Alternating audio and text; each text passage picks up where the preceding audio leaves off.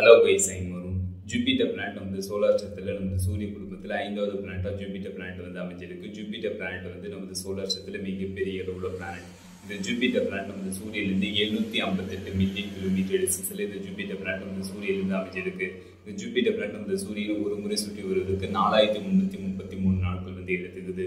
Jupiter planet மொத்தமா 95 நிலாக்கள் 95 moons வந்து Jupiter planet orbit பண்ணிட்டு இருக்கு. அதுல ஜூபிட்டர் பிளானட்ல இருந்து 6,71,000 கிலோமீட்டர் டிஸ்டன்ஸ்ல யூரோப்பா மூன் வந்து ஜூபிட்டர் பிளானட் ஆர்பிட் பண்ணிட்டு இருக்கு. இந்த யூரோப்பா மூன் வந்து ஒரு ஐஸ் மூன். இந்த யூரோப்பா மூனோட ஐஸ் சர்ஃபேஸுக்கு கீழே உயிர்கள் வந்து இருக்கா போன்றவற்றை தேடுவதற்கு நாசா வந்து சிறிய அளவுள்ள அண்டர் வாட்டர் ஸ்விம் ரோபோட்டை வந்து உருவாக்கி இருக்காங்க. உருவாக்கின இந்த ரோபோட்டை வந்து கால்டெக் ஸ்விம்மிங் பூல்ல நாசா வந்து டெஸ்ட் பண்ணியிருக்காங்க.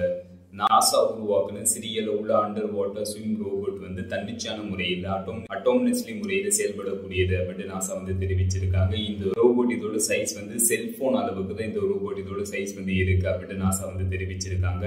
ரோபோட்ல அட்வான்ஸ்டு எக்யூப்மெண்ட்ஸ் வந்து பொருத்தப்பட்டிருக்கு அப்படின்னு நாசா வந்து தெரிவிச்சிருக்காங்க. அந்த அட்வான்ஸ்டு எக்யூப்மெண்ட்ஸ் மூலம் இந்த ரோபோட் வந்து யூரோப்பா மூனோட ஐஸ் சர்ஃபேஸுக்கு கீழே தன்னிச்சையான முறையில அட்டோமனஸ்லி முறையில இந்த ரோபோட் வந்து நல்லா மெஷர் பண்ணும், நல்லா டிடெக்ட் பண்ணும் அப்படின்னு கேட்டீங்கன்னா ப்ரெஷர் எந்த அளவுக்கு இருக்கு, டெம்பரேச்சர் எந்த அளவுக்கு இருக்கு, கெமிக்கல் காம்போசிஷன் போன்றவற்றை இது வந்து டிடெக்ட் பண்ணும், மெஷர் பண்ணும் அப்படின்ட்டு நாசா வந்து தெரிவிச்சிருக்காங்க. அதுக்கப்புறம் யூரோப்பா மூனோட ஐஸ் சர்ஃபேஸுக்கு கீழே உயிர்கள் வந்து இருக்கா போன்றவற்றை தேடுவதற்கு இந்த ரோபோட் வந்து பயன்படுத்தப்படும் அப்படின்ட்டு நாசா வந்து தெரிவிச்சிருக்காங்க.